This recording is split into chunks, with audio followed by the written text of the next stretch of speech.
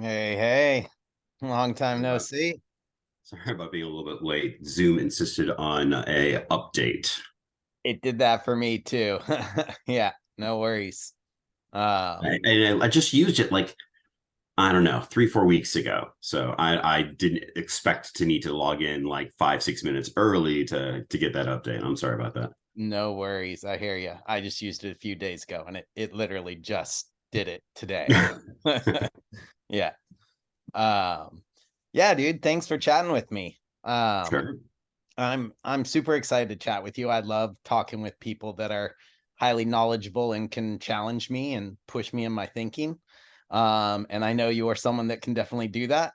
Uh, and I want to say right up front, I might disagree with certain things you say, but that doesn't mean I don't immensely respect the amount of value you bring to the world of dance.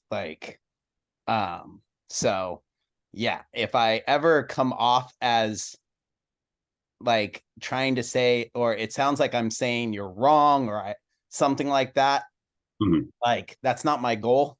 My goal is to share my perspective. And so if you catch me in something like that, just call me on it. I'll be like, my bad. Mhm. Mhm. Uh, yeah. And, and like, I don't know if you know this, but for me, like the very first class I ever took from you actually really impacted my thinking on dance and was probably a part of what moved me in the direction of fusion. Um, Great. yeah. So, um, but also, is it still okay? Is it okay if I am recording this and I share this with people, like post it on the Facebook and all?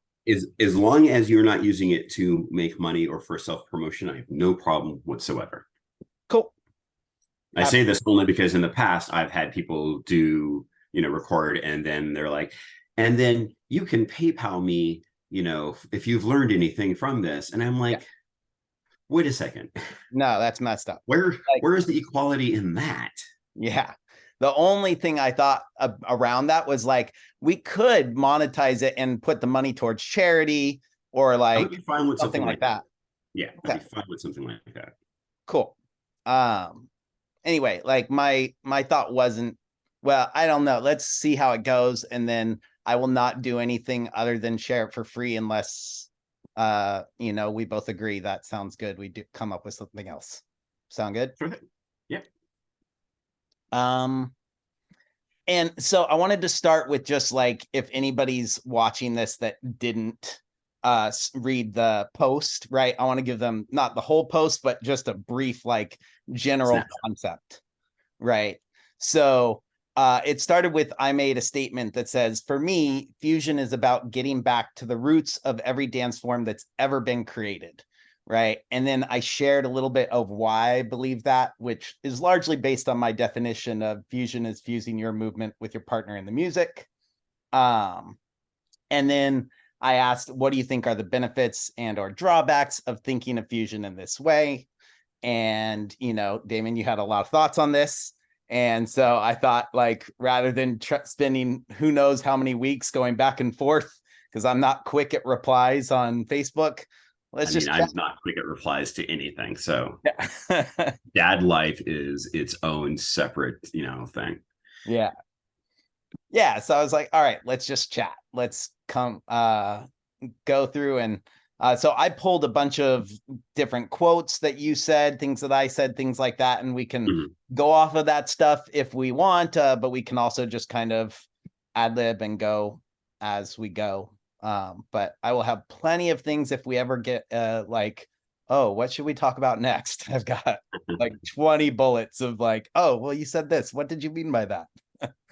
Uh, Sure, sure. Let's cool. get into it. Yeah.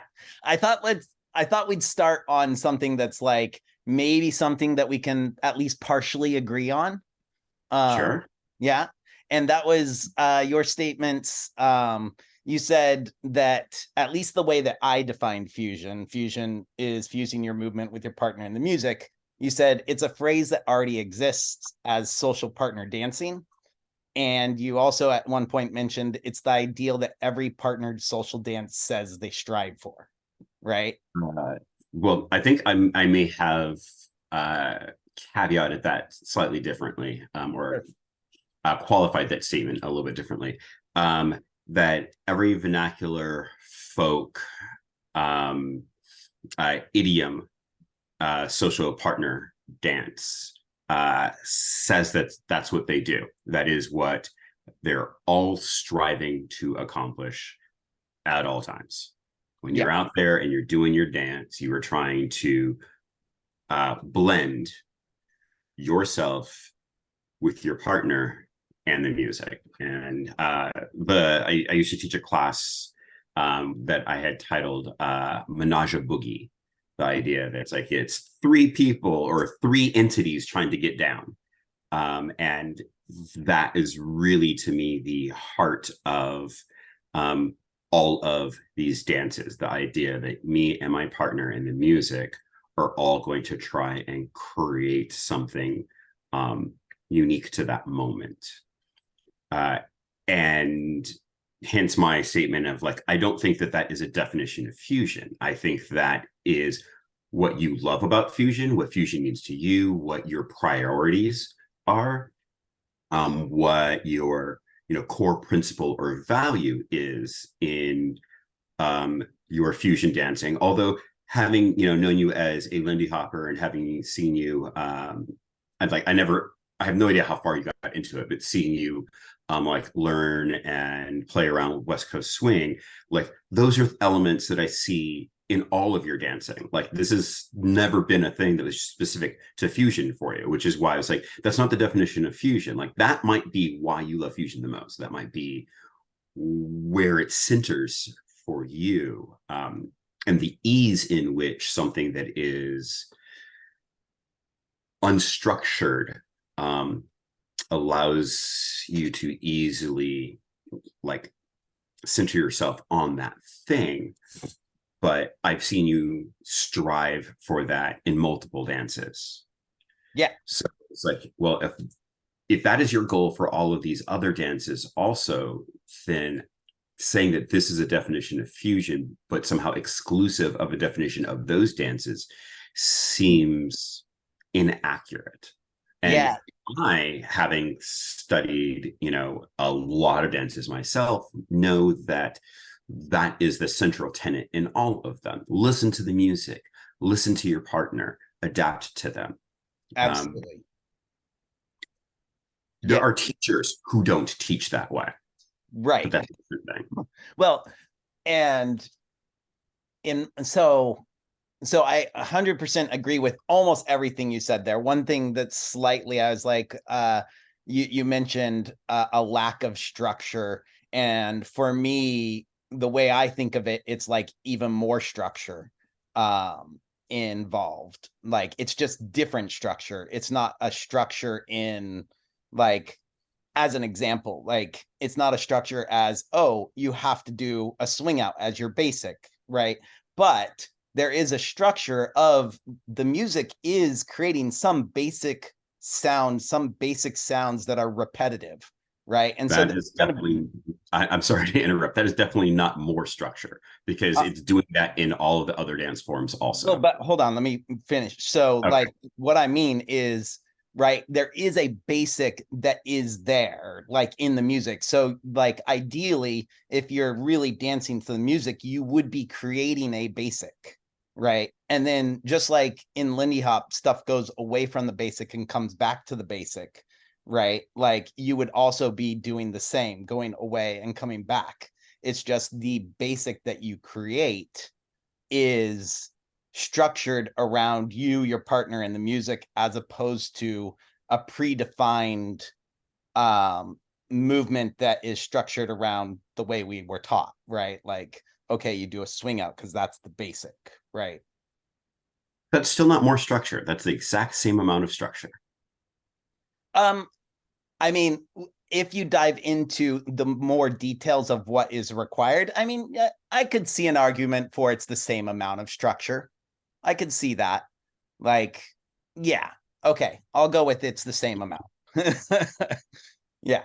So when I say unstructured, I mean,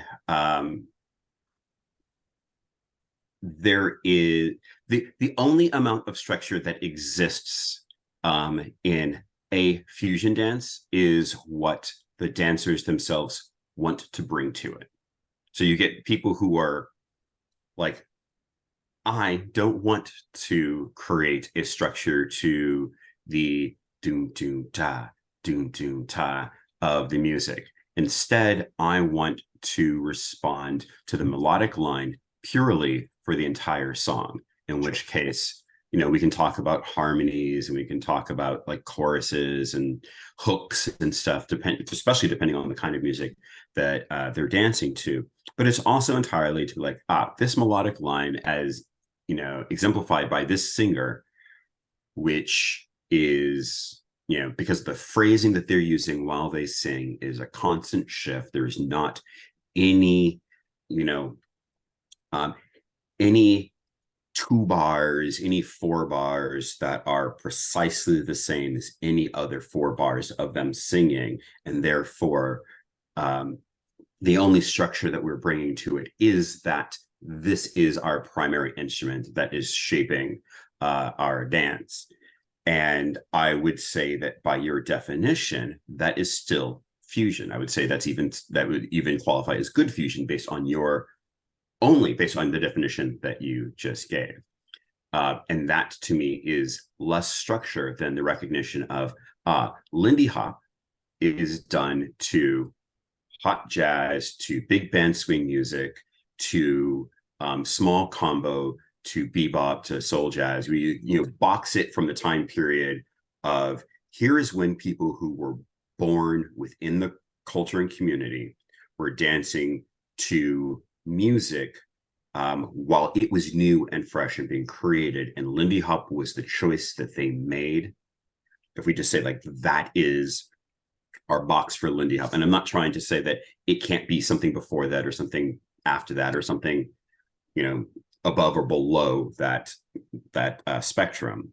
But if we say, just for, you know, argument's sake, that we're going to box it in that fashion, the swing out is your basic, because depending on which version of swing out that you're doing, the rhythms that are in that movement are the same rhythms that are in the music.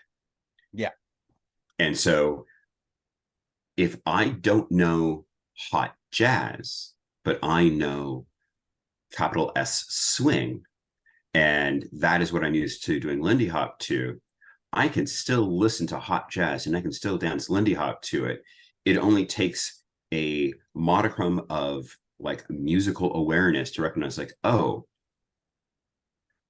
you know, hi-hat versus ride cymbal versus snare drum, there's something specific and different that's going on here. And it's not, you know, a 4/4 rhythm. This is a 2/4 rhythm. And that means that my triple step isn't making sense. Like there isn't that, you know, swung, you know, dotted 16th that's in there that makes me want to go, you know, da, da, da, da, da.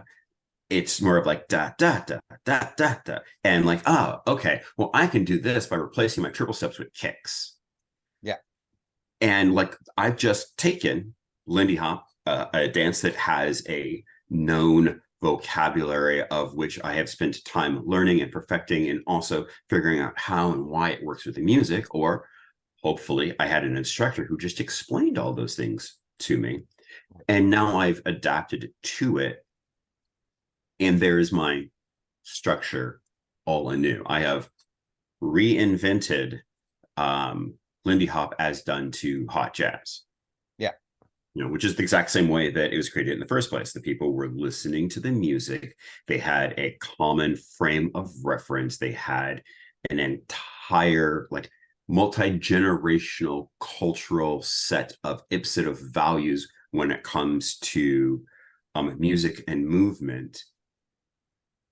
And there's only a small handful of ways that you can interpret that music while doing all of these other things, while being a part of that culture and being within the value system for movement and music.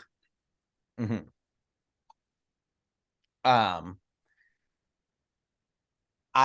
I think I agree with everything you're saying there. I mean, like the only area right at the end there, like it's really hard for me to say like what, um, like to what degree things can be outside of the norms, like, and still be within that culture or something like that. Like I often think of it like sort of like a pile of sticks. Like if you take one stick and you put it on the ground, most people agree that's not a pile of sticks. But as soon as you put two piles of sticks, now maybe like 1% of the population starts saying, yeah, that's a pile. And if you go to 100, like 99% of the population says that's a pile. And that's kind of like how I see dance is like, I don't usually see there's like a specific thing that can't be taken out. And all of a sudden, like somebody's going to be shunned from the scene. I mean, with the I mean, I can tell you for a fact with that this some is exceptions, absolutely a thing. This sure. is absolutely a thing. So Um, what we're um, going back and forth on debating is um, like the concept of like color theory. It's like we have a spectrum. We yeah, have blue and we have yellow. And at some point in there, there is a objective point where there is more yellow than blue or more blue than yellow. sure, Everybody is going to call that spot in a slightly different place. right, We can argue about where that is, or we can just acknowledge the fact that, yes, we all agree that blue is a color and that yellow is a color, and that those colors are different from each other. The fact that there is a little bit of fuzz about where we may disagree about where exactly the line of true green and then yellow green and true green and green blue or blue green. yeah, Um, we should not get bound up in the fact that we may or may not draw that line in a different place. yeah. We I can agree with recognize that. there's blue and yellow. So somebody might say, like, yeah, you know what? If you're not rock stepping, and I would say somebody, let's just reference like the old timers, the originators and innovators from the late 20s to, we'll say, even just the mid 30s. Let's just cut out everybody who started learning in the 40s or even the late 30s, say to 1927 to 1937. Okay, Super time boxing. yeah, Somebody there might say, if you are not rock stepping, if you are not doing, or at least doing this step that we now reference as a rock step, right, then you can't be Lindy hopping. And other people are like, no, I mean, like that is one aspect of it.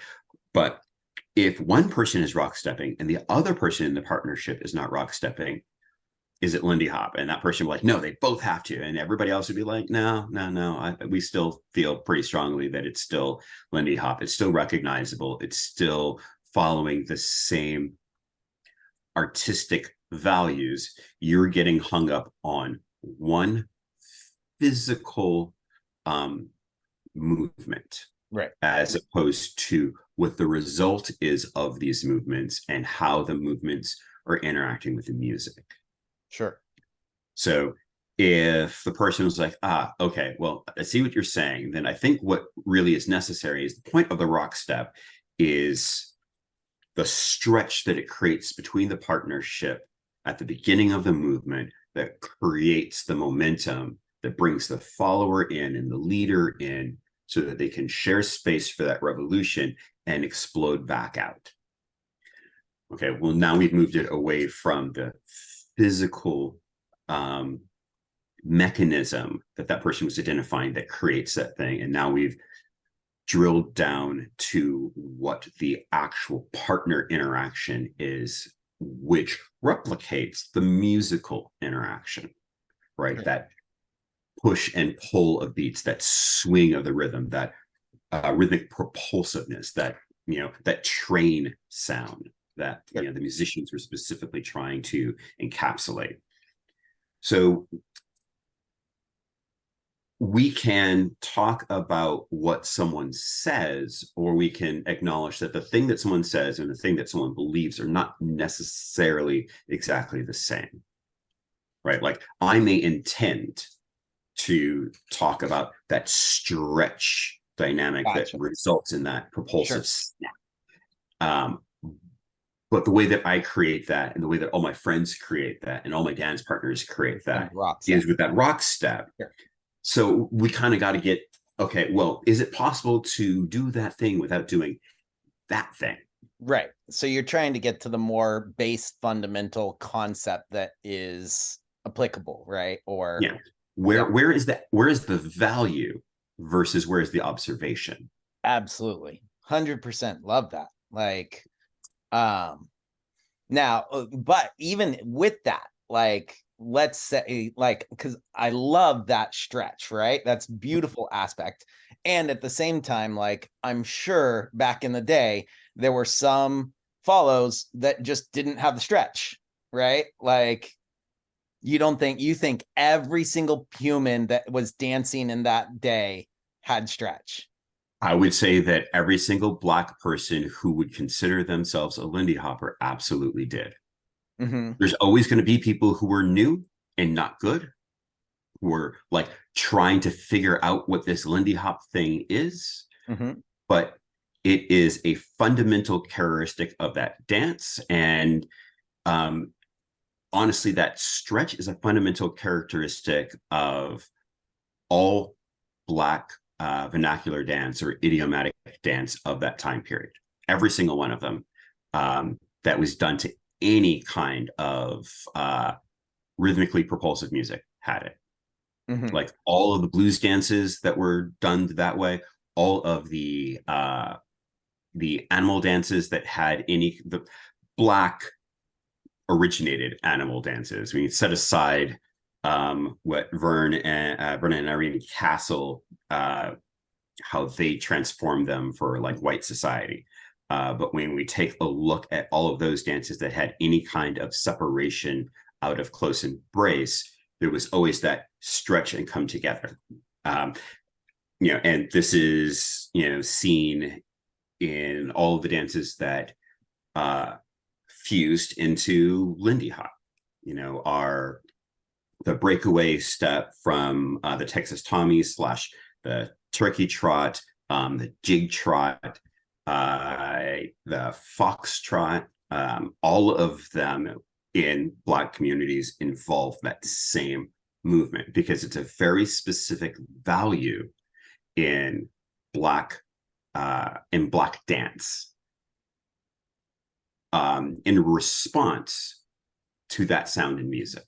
In Hmm. the same way, when you take a look at all of the dances from West Africa and you take it all the way to turfin and jukin and crumpin and all of the contemporary Black dances today. I Hmm. mean, even hitting the woe, you have a very specific grounded physical pulse that is done to the baseline rhythm of the music. Like that is a fundamental value. And the only places that you don't see it are in dances where that is not a definitional element of the music. Hmm. So when you see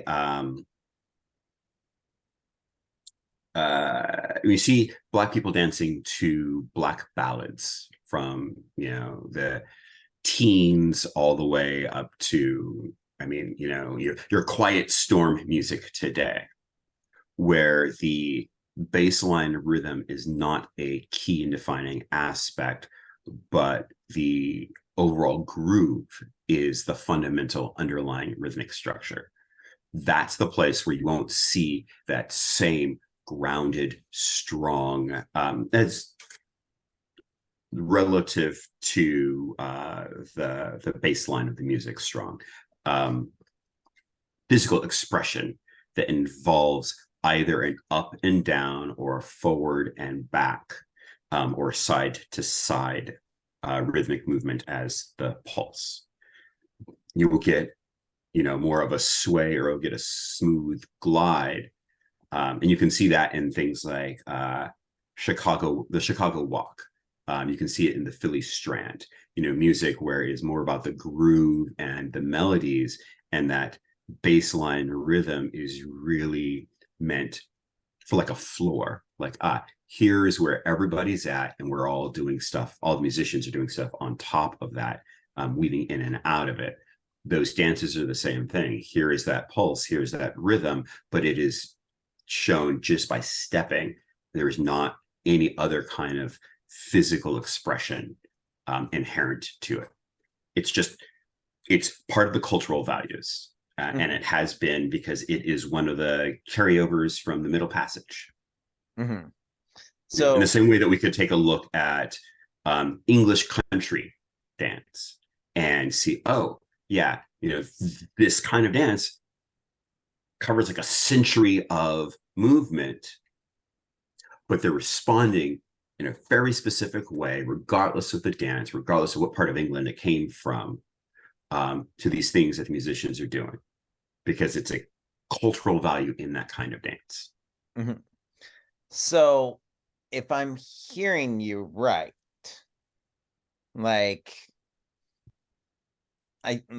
it sounds like you're saying that let's say that we're back in the day, 1936, in between those years, and someone is dancing, like everything with Lindy Hop that we would expect, but they are missing that stretch. You think that if that person, were in the scene, they would be looked at and thought, like, you're not a Lindy Hopper? Like, absolutely. Everything else matches, but that one thing. Yep. Because you can listen to interviews of Norma, specifically of Norma, but also Frankie talks about it. Frankie talks about it in relation to himself, how his mother told him that he would never be a dancer because he didn't understand. He didn't understand dancing to blues. It was, of course, when he was a little kid. Like, if I remember, it was pre-teens, somewhere between like 8 and 12, something along those lines. But it's a statement that he, has made in multiple interviews. And Norma talks about the people who would What's the show up. That he made? Oh, that his mother said that he would never be a dancer because he didn't get it. He didn't understand how to dance to music. Gotcha. And he talks about what it was in his movement that was the issue. Yeah. The NCLS has done a number of interviews, and Paul and Sharon have done a number of interviews, and I think some of them are online. And if not, you could probably talk to Ken Watanabe or Paul Overton and see if, or Manu for that matter, about whether or not they have any of those copies still. If you want to take a look at that, if you don't remember that story, I suspect it's probably in his book too, but it's been long enough since I've read it. I mean, that sounds familiar. Like, what? And definitely Norma. Like, I'm definitely not suggesting there aren't people that would say that, and Norma is definitely one. Norma will tell you exactly what she thinks, because or would tell you exactly what she thought, because she thought the truth was more important than how you might feel in the moment of receiving it. Right. Because she wanted you to get good. Right. Well, she wanted you to do it right. And one thing specific about Frankie, and maybe this was because he had a different philosophy around this, but like, he always was like, well, that's not what I'm doing. But he never made people wrong for what they were doing. He was just like, that's not, I'm trying to get you guys to do what I'm doing right now. That's not what I'm doing. And to me, like, that's one of my favorite aspects of him, was like his sharing what he, like, a specific thing that he's trying to get across without making people wrong for what they're doing. So here's a couple of things. I mean, Frankie was a dear friend of mine, and I took private lessons from him for well over a decade. He was absolutely my mentor. Norma Miller was a dear and special friend of mine, and I taught with her for a while. Frankie said some things that a lot of people did not hear. One is that when he would make a statement like that, he would never say that your Lindy Hop is not my Lindy Hop, and I'm just trying to get you to understand my Lindy Hop. He would say that thing that you were doing is not what I'm doing. Right.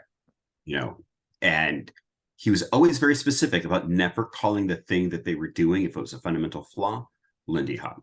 Yeah. It was the thing that you were doing. Yeah. I'm not trying to say no. I understand Lindy Hop or something like that. Yeah, but I just think that it's a really important point that has to be acknowledged, is that he's still recognizing what is and isn't Lindy Hop. Is what he's not going to just give you a pass because the thing that you think is Lindy Hop is the thing that you think is Lindy Hop, even though it's not anything that he recognizes or would acknowledge it as. And it's really important that, like, when I teach my blues classes, that I tell people that thing that you were doing is not what I'm doing. I'm not saying that it's not fun. I'm not saying that it's not appropriate to the music. I'm saying it's not this. Right. I use similar words for most of the same reasons. And I'll start with the reason that it's slightly different first, which is there are lots of different blues dances.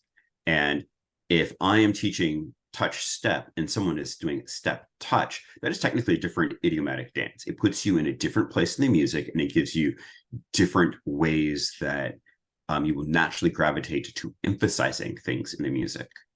So it can still absolutely be blues dance and blues dancing. It's just not the blues dance that I am teaching right then. Sure. So I might say, like, hey, that thing, that is not the one that we're doing, but it is still blues. So, keep it in your back pocket. But for now, let's try and do the dance that I'm teaching. Mm-hmm. But the other reasons, like, let's just say someone is doing something that's just definitely not a blues dance. I will say that because I am a Black man. And when I say to a white person of any gender that the thing that they are doing is wrong, and I profess like a very clear like value judgment on it, it shuts most of them down. They stop listening, they stop trying, and they start to argue. Sure. Even if I am right, that thing is wrong. Like, that is not just not blues, it is bad dancing. You are going to hurt someone doing that thing. But if I just say it for what it is, the mix of cultures, the history that we have in this country is going to make it very difficult for most of them to set aside their feelings and their ego and recenter them on, oh, right, I'm taking this class from this person because they're the one that is capable of telling me when I'm doing things wrong. This is somebody that I am paying because of their expertise. I have a fundamental problem with that. Like, I go and I pay for a private lesson in pickleball, and my coach is white, and he like says, okay, so like, and he tries to like softball it and like try and like take my like feelings and ego into account. And we're like 2 minutes in before I recognize what I've been doing wrong. Like, I just want you to tell me. And, part of that is a cultural value. Part of that is also just the friction that exists between different ethnicities in this country because of our history. Mm-hmm. Right. So I'm not saying like every, white nationality, ethnicity, ethnic culture wants or needs or feels it necessary to take egos into consideration and stroke somebody's egos so that, give them the bullshit sandwich of the, here's a good thing. Here's the thing I need you to change. And here's another good thing. I'm not saying everybody is like that, but I'm certainly saying that in interactions between Black people and white people tend to need a certain kind of presentation, or they feel the need to give a certain kind of presentation. Mm. I'm not white, so I'm not privy to how white people of the same ethnicity and of different ethnicities interact with each other. I can only speak about it from how I see people react when I'm like, no, that's wrong. And when I say, look, I give them the bullshit sandwich. Sure. Or I say things in a way that's like, ah, yeah, okay. So what you're doing is different than what I'm doing. Purposely trying to prevent from saying that the thing that they're doing is wrong, Right. even if it is objectively wrong in comparative to what I am teaching. Right. Yeah. So it's really difficult to say, well, Frankie never did this thing in specific contexts, because in my private lessons with him, he was constantly telling me when I was doing something wrong. Uh-huh. Like, just flat out, no, that's not it. Try it again. No, no, still wrong.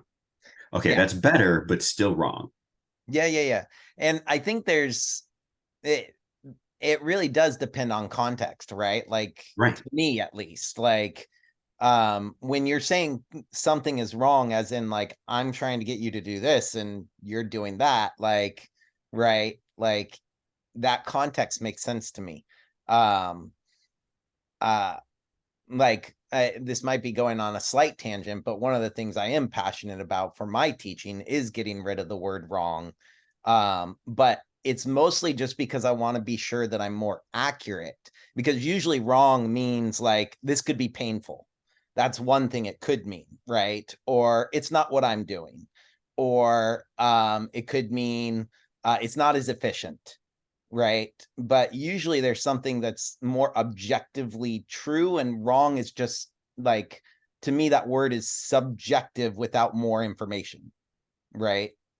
Um, I would hesitate to say that it's subjective without more information. I would say that, I mean, a thing is either subjective or it's objective, period.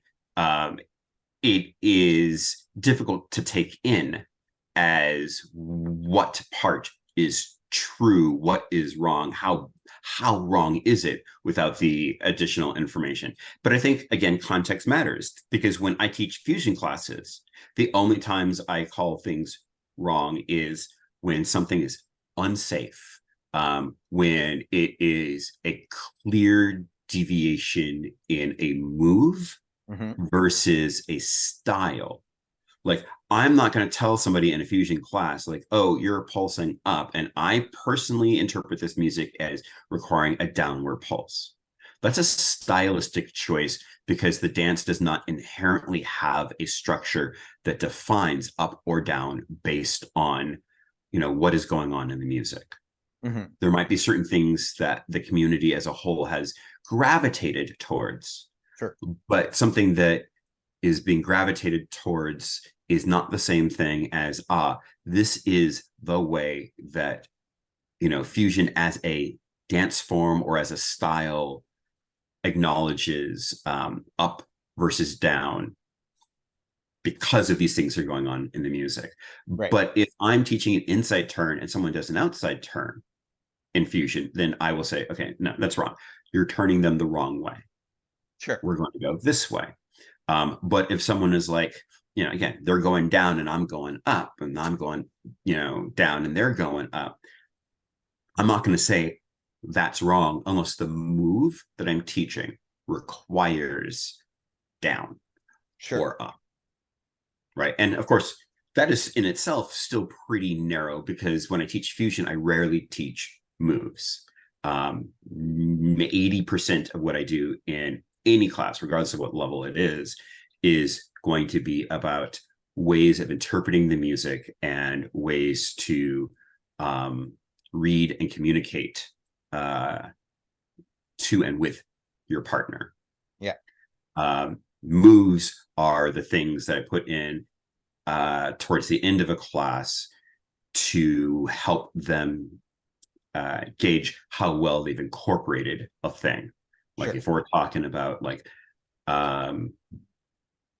reading momentum and carrying it through a move, then I might teach a move that is, a multiple turn with a redirection or something in there, because that will let them know, is the leader generating the momentum? Is the follower continuing through? And again, in fusion, you don't even need that momentum and carry through, because it's not a fundamental aspect of lead follow. I can think of half a dozen dances off the top of my head where the generation of momentum for a turn does not exist. A turn is signaled or is led based on limb placement. Sure. Yeah. Yeah. I mean, I think we see things very similarly. I want to jump way back to when we first started. You mentioned like fusion. You see it like the way I'm defining it is the things I love about fusion, but it's really the things I love about all dance. And I would agree. And for me, fusion is not a dance. It's a way of thinking about dance, a way of learning, a way of teaching, a way of organizing, that embodies that focuses the priority on connecting with your partner, fusing your movement with your partner in the music, right? Mm-hmm. So like, and I get that there's people that aren't doing that well. Maybe some Or people, at all. not even their goal. Like, right? That's fine. Mm-hmm. Like my purpose is to share what I think, like you said, it's the thing I love that I think makes a difference in all dance. Like, See, I'm gonna have to stop you right there, because yeah. you're talking about all dance. Like, we have, you've just established that it is possible for people who identify as fusion dancers, who other fusion dancers would recognize as fusion dancers, Mhm. who don't do that thing rightly or wrongly, and don't even make it a priority. And you've just acknowledged that there are people in other dance forms who do that thing and they make it a priority, which means either all dances are fusion because they are all striving to do that, or no dances are fusion because even the dance that is recognized, or the style or the form, or the group, the community Yeah. that is recognized as fusion, don't do that and make it a priority. And that's where I'm saying, like, I think that on a fundamental level, saying fusion is this is inaccurate. Most of the scene that I'm aware of, all the places that I've interacted, all the teachers that I've talked to, all the people that I've danced with, and despite my online reputation, I love fusion. I wouldn't get into arguments about fusion if I didn't. Like, check out all the times that I'm talking about, like, the battles between on one and on two for salsa. You won't find any anywhere. Do I go to the occasional salsa club? Once in a while. Is like a significant portion of my family like Puerto Rican, and I am dancing with, the grandmas because they love how I do salsa with them? Yes, absolutely. Do I engage in the on one, on two battle? No, because I don't fundamentally care. It doesn't matter to me. I don't love that. I love fusion. And therefore, when I see people who identify themselves as fusion, or saying things about fusion, or saying things about other dances in regards to fusion, or just their belief about other dances in general, that's where I'm like, oh, no, no, no, no. I can't let you disparage the dance that I love, or I can't let people think that everyone in this scene of fusion, which I enjoy doing, is like that or thinks that. And that's where I have to push back on. Sure. So I love fusion. I love dancing it. I love teaching it.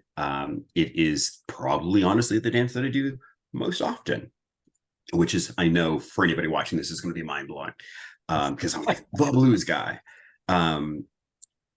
But I mean, how blues isn't even my favorite music, let alone my favorite dance. I just happen to love it, and I grew up with it, and so I know a whole lot about it. To fusion, saying that it is fusion is fusing yourself and your partner and the music, and it's that intersection between the three things. I find is an unhelpful definition of fusion, because a significant portion of the fusion scene around the world would not agree with it. They mean something entirely different. And you are fighting a battle uphill and making claims that people within fusion are going to disagree with. Not everybody, of course. There's always going to be some people who are like, oh, I love that. That's beautiful. Yeah, that's exactly what fusion is to me.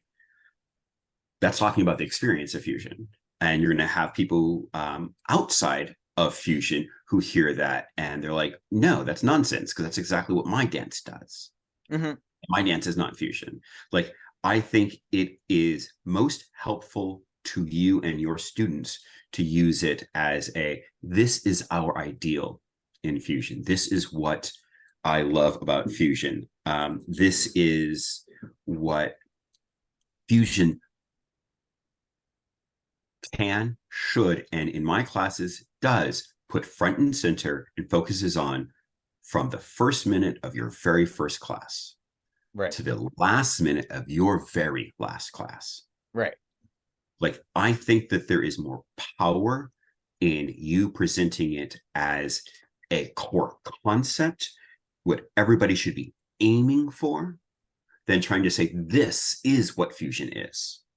Because you have all of these people in fusion who are just as well known as you, as social dancers or as teachers or as organizers, who are going to argue with you. And that argument, take it from someone who's been engaged in many, many public internet arguments, is unhelpful to you, to the scene.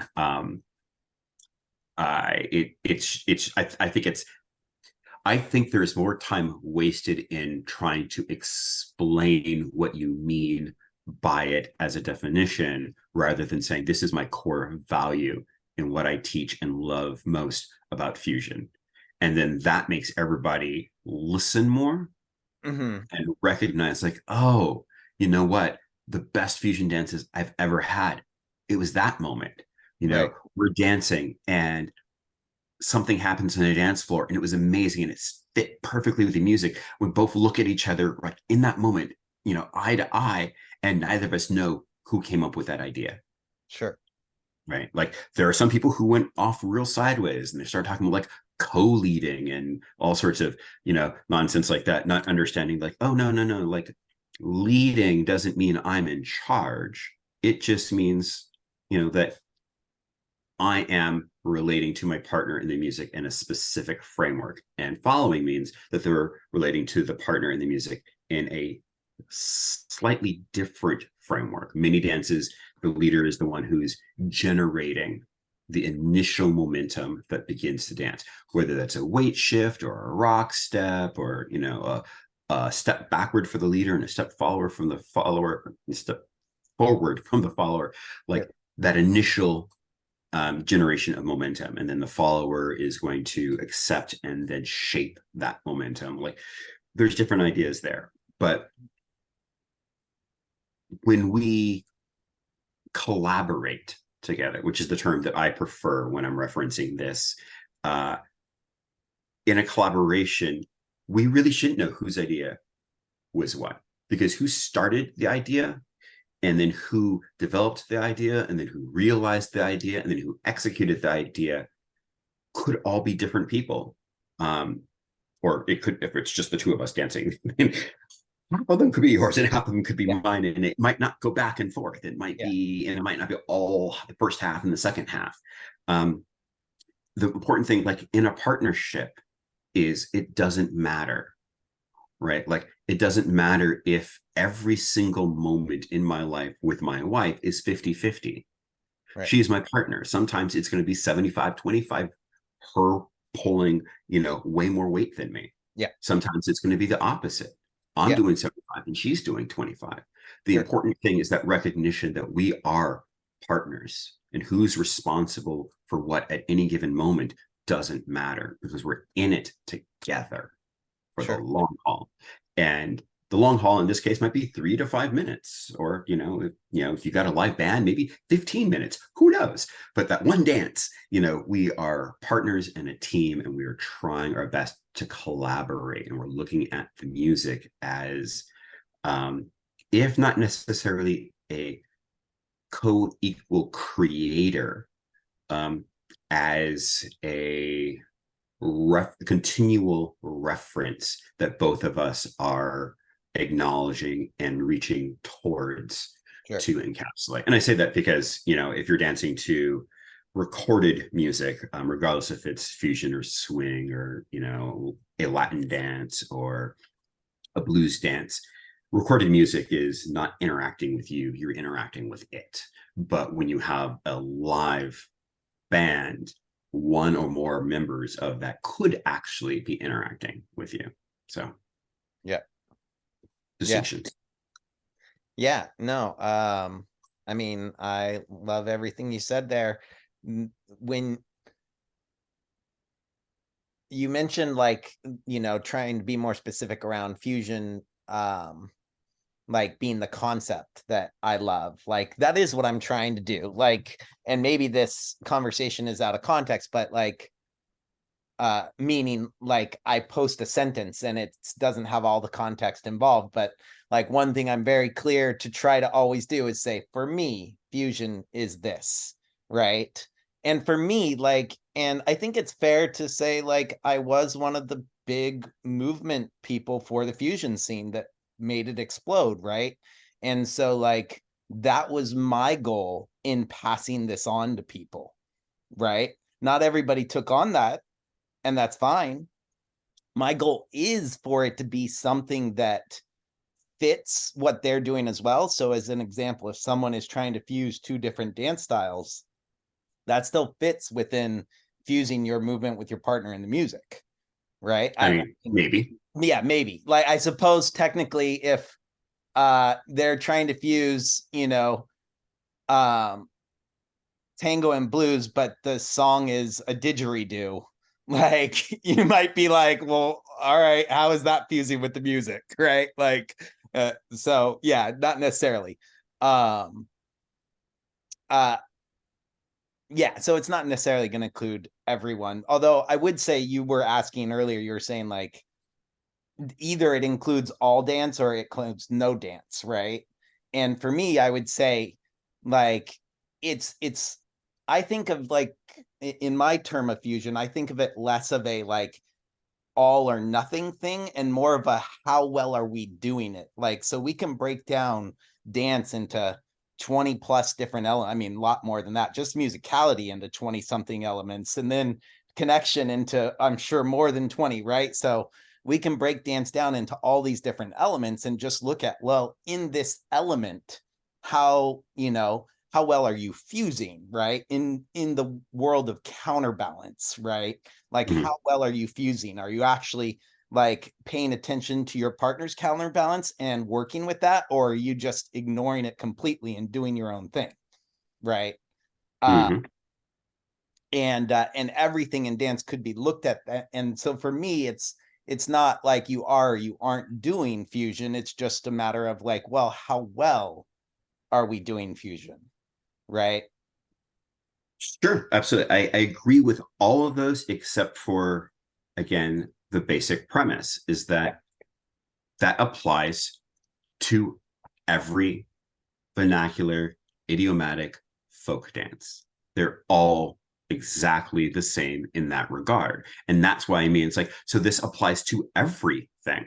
Yeah. And therefore not fusion. Well, that's the thing. To me, fusion is something that can be applied to everything, again, in my terminology, right? Okay, so here's the thing, is that I think that the fundamental issue is that you view fusion entirely different than the vast majority of people who identify as fusion dancers, organizers, scene leaders, teachers, et cetera, et cetera, et cetera. I don't know that I would say, I mean, I would say there's a lot of fusion people that don't see it the way I see it, but I don't think I'd say there's also a lot that do. right? Can you Or name five? huh? Name five. Name five.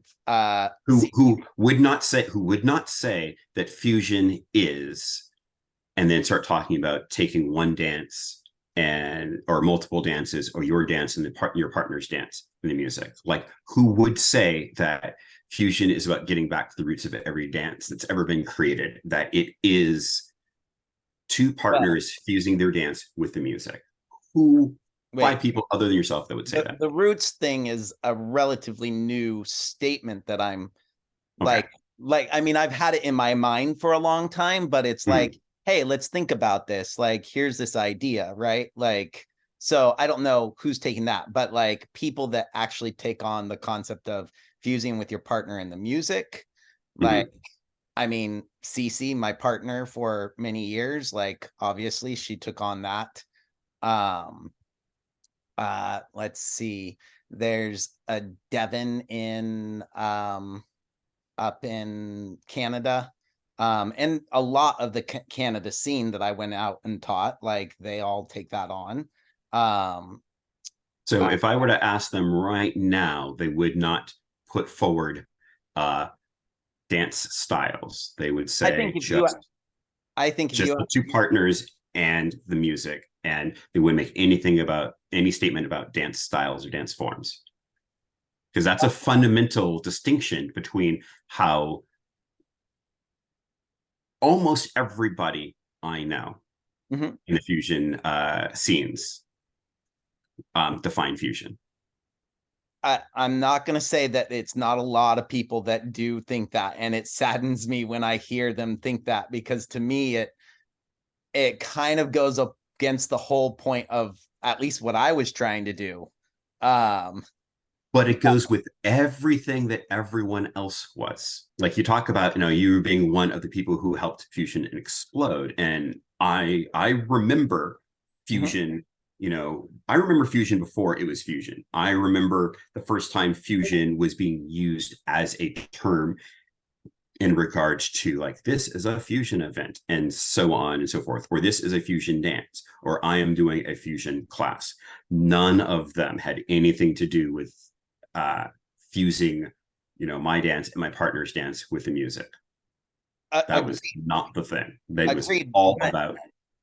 Go ahead. But also recognize that I don't think we have like this was a new thing that we're still trying to explain and describe, right? Like I so mean, it wasn't, because almost without exception, mhm, um, I mean, I shouldn't, let me rephrase that.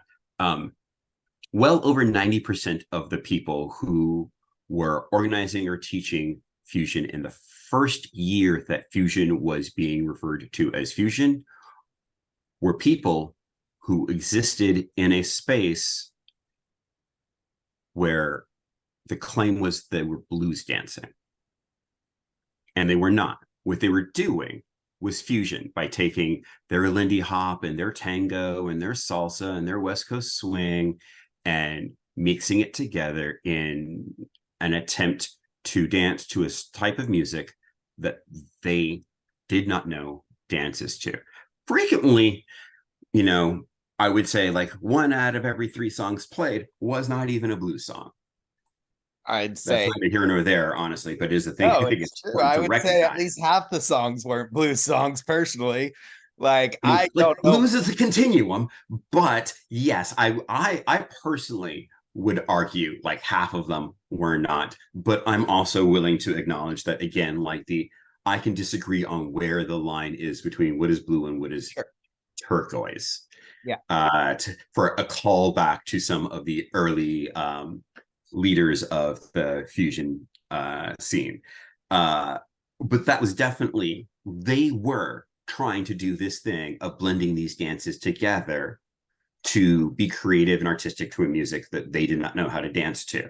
And when fusion started being used as a word, and the term and the reason why they chose it was specifically because they were trying to take their blues, even if it wasn't necessarily blues, and their tango, or their tango and their West Coast, or their West Coast and their Lindy Hop.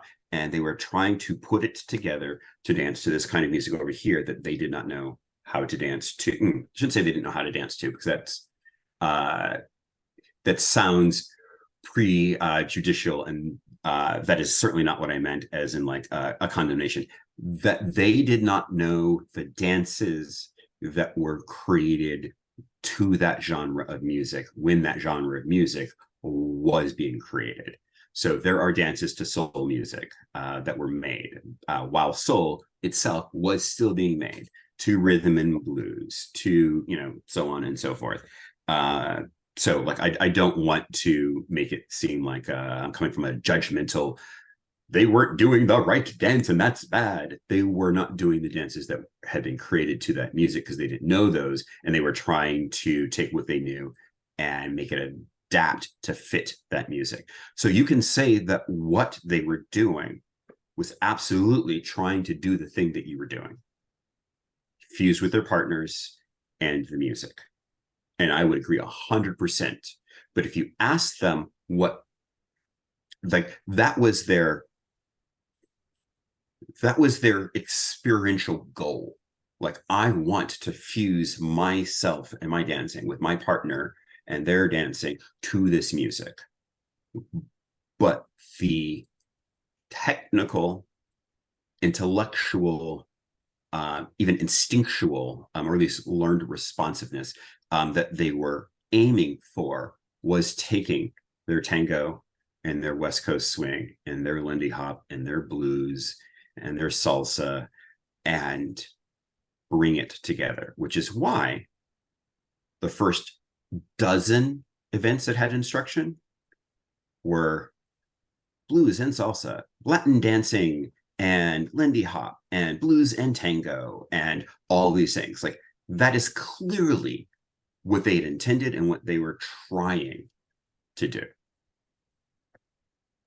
There definitely were things like that going on for sure. Like, I mean, the Mihai's blues tango, like Tangled Up in Blues. Thing, This is right? Like, probably the very first thing done in that transition from the thing that we're doing. We're going to stop calling it blues, and we're going to start calling it fusion, of which I taught well, it like the first two. No, he wasn't. He didn't call it fusion. Yeah, he as did. far as I know. Like I just said, I taught it the first two of them. He absolutely called it fusion. And when was that? Let me see if I can even find out.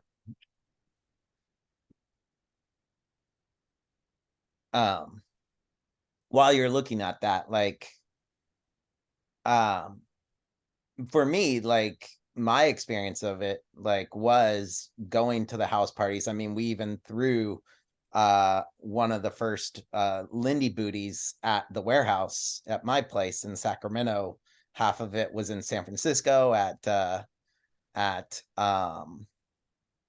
Dave Madison's, and the other half was at our warehouse. And that was, we called it Lindy Booty, but we didn't have another name for it back then. But for me, that was just a bunch of Lindy hoppers getting together and trying to actually dance to the music and lead and follow more accurately. And to do that, we played different music, right? But not so different that we were completely lost. Blues music was great because it still had a swing rhythm, but it was different enough that if you did a swing out the normal way you would normally do a swing out, like, it would feel Very little blues has a swing rhythm. Very little. Very little blues has a swung rhythm, like da get da. You're saying, Yep. okay, Yep. all That right, dotted 16th. You won't find that on the sheet music. all right. But the vast majority of it, you will find it for things like West Coast blues. You'll find it for pre Muddy Waters Chicago blues. You'll definitely find it in a lot of the more like barrel house blues, more like piano blues, Pine Top Perkins and stuff like that. But it is not that swung rhythm, at least in the way that it would make sense for a capital S. You won't find that in Delta. You won't find it in Piedmont. You won't find it in We might be really defining anywhere it in the different, but Southeast just to or in the double check, Northeast. we're defining the same thing. I'm like, you're saying like one and a two and a would not be in Well, most. one and a two and is not a swung rhythm, capital S or lowercase s. It has to do with where you were putting the space. One space is larger than another.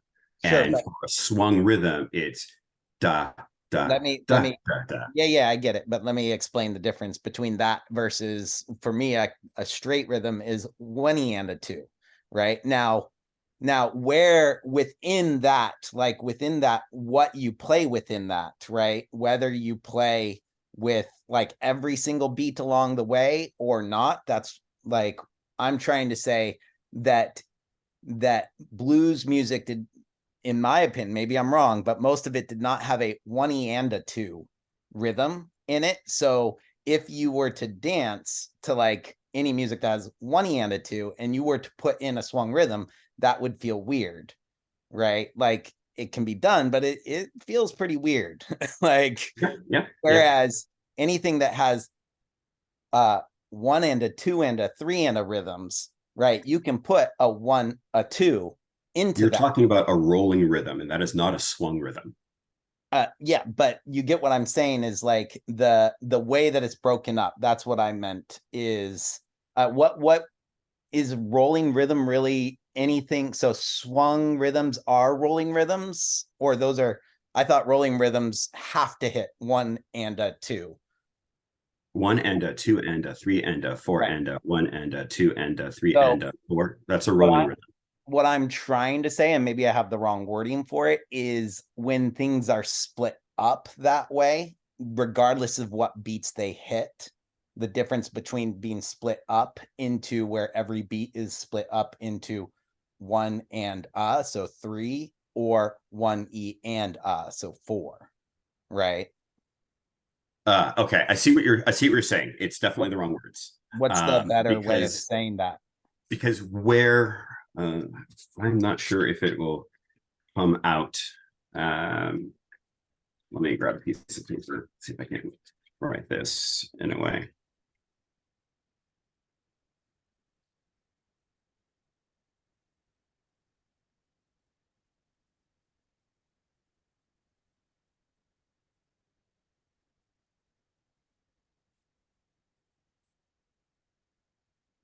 Do you see this as, can you read this at all, actually? 1, 2, 3, 4, and then you've got the dot, which looks like Oh, it. that's just something on the paper. Ignore Oh. that. Ignore that. But you can read that correctly, yes? Yeah, one, It's two, three. not backwards for you? Oh, Super. yeah. Okay.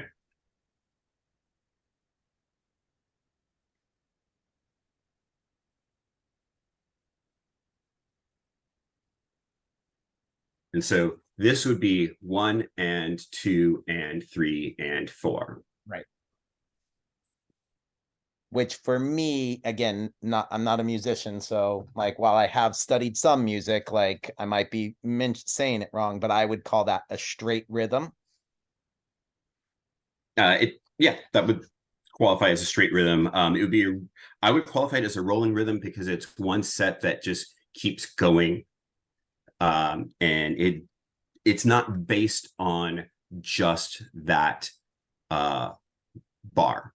Mm-hmm. So you would have and one and two and three and four and one and two. So it's just all the way through, as opposed to um, one and two and three and four, one and two and three and four, one and, where there's no and in between the four and the one. Okay, That's not a rolling rhythm. It's still a straight rhythm.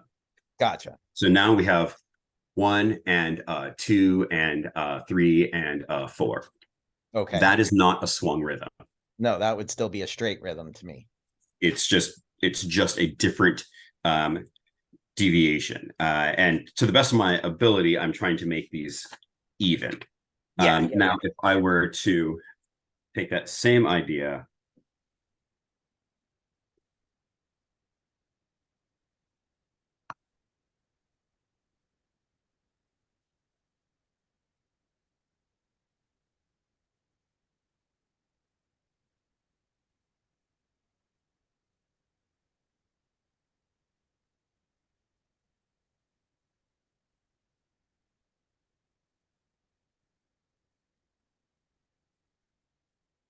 It's a little bit harder because I can't see through this one. So we have 1 and a 2. So that a 2 is real close together. Yeah. That is what is tend to be referenced as swung rhythm, lowercase s. Okay. That is not what you will find in most blues. Most blues you will see will find another piece of paper will be something that inverts that. So instead of 1 and a 2, 3 and a 4, it's like 1 and a 2, 3 and a 4, sure. Where the space is compressed in the opposite section.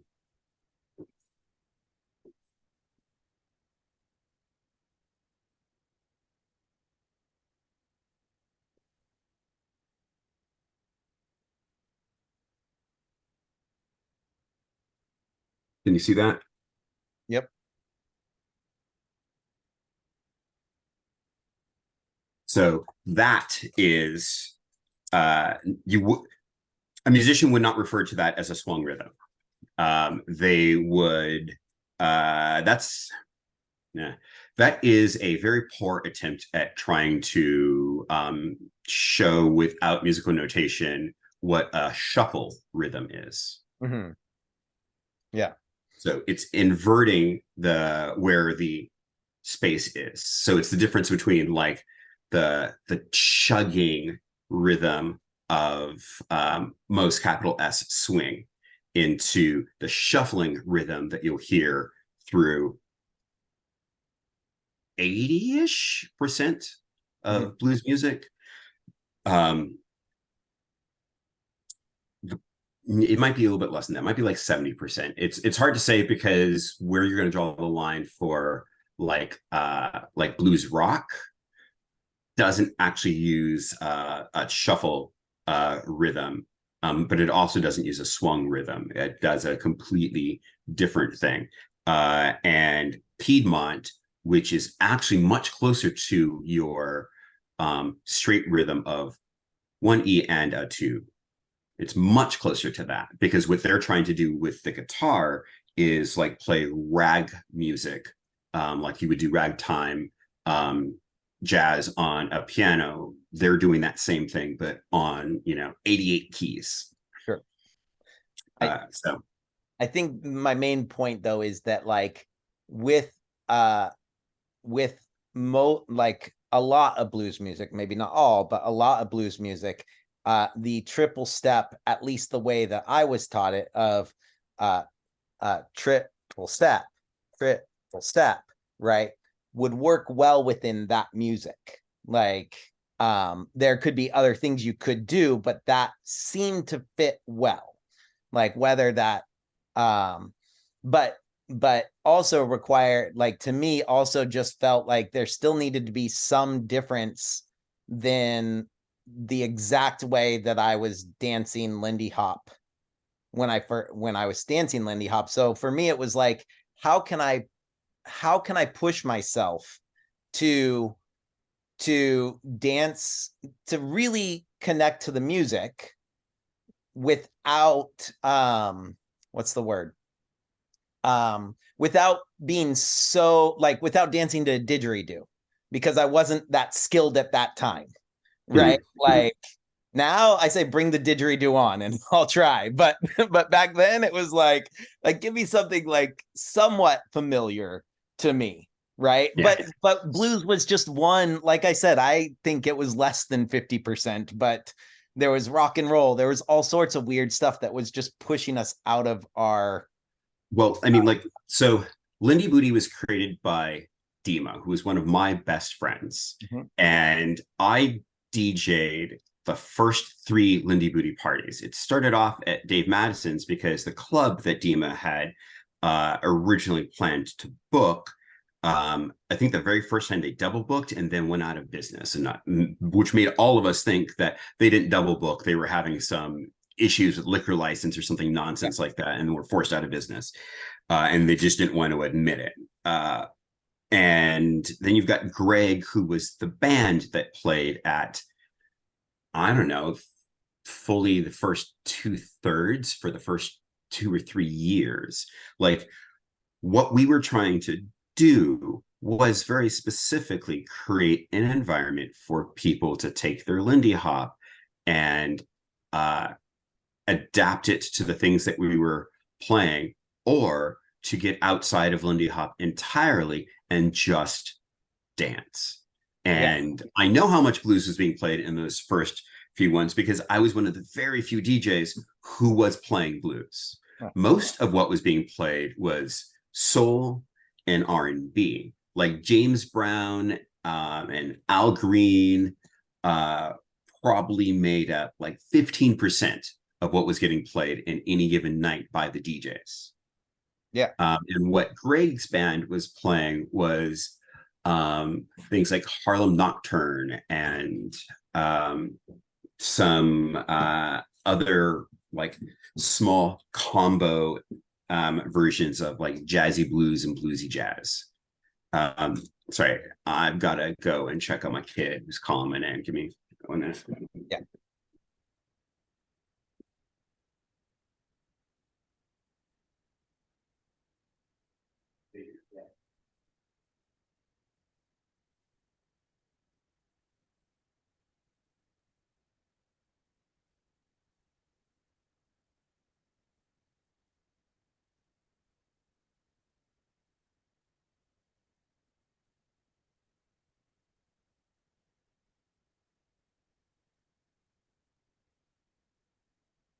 Sorry about that. No worries. I am going to have to head out in like just a minute or two. And if you want to continue this conversation, pick it back up at some point, I'd love to. Sorry about you being a night owl and having to stay up all night to make this happen. But you know, I've got a toddler and my schedule has to adapt to to where he's at. Otherwise, we all suffer. I hear you. No worries. Yeah, I'd definitely be down to do it again. I love talking with you. Like, it's a pleasure. Yeah. Let's see. What would be a good last like little thing before you go? I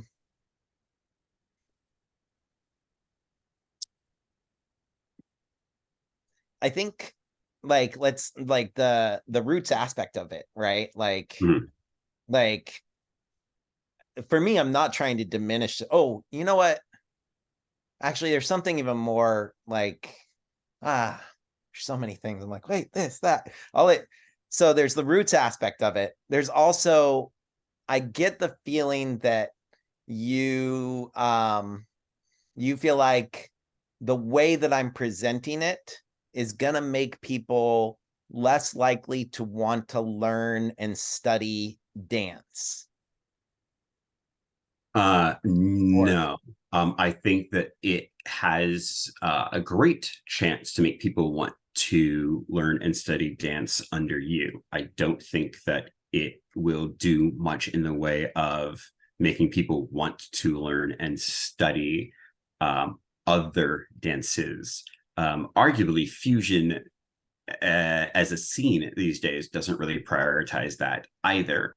There was a big divide probably just a year or two after Ivy stopped doing the fusion exchange, where it just started really being a lot of people teaching fusion and teaching either a generic dance or teaching some elements that they may or may not have talked about the dances that they took them from. So they were teaching people their personal fusion style rather than giving them the tools in which to learn how to do fusion. If that transition makes sense. Going with the definition of fusion being taking different dances and fusing them together, whether they're different dances within yourself, different dances between you and your partner, and then taking that and shaping it to the current music. That is, current music being the music that's playing, not music that is necessarily, made in the last 5 years. Yeah. Although, fusion these days does seem to be an awful lot of extremely contemporary music, of, like the electronic variety. Not exclusively by any means. It's just a lot of it seems to be centering around that kind of music. Which is neither really a good or a bad thing. It's just a thing to note. Yeah. Yeah, okay. So you think that it doesn't necessarily stop them from taking lessons, but they'll take lessons from me, not necessarily from everyone or from lots of different dance styles or something like that. Yeah, and I don't think that's a problem. I think the issue is more that